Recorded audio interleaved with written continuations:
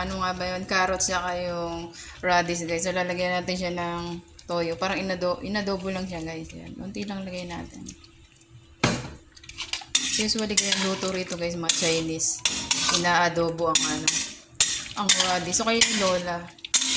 Sarap din naman yan guys. So nilagyan ko lang siya unting giniling, nagbuo-buo lang siya. So guys, so lambot na siya. Hindi lang pansabaw ang radish, no. Pwede rin siyang ganyan lutuin. So Chinese recipe yan guys.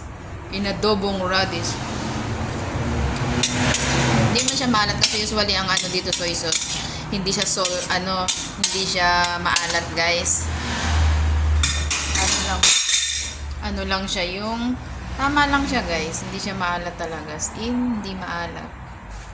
So, ayan na. Ulam na siya. Pwede na yan sa kanin, guys. O, diba? Tipid-tipid din.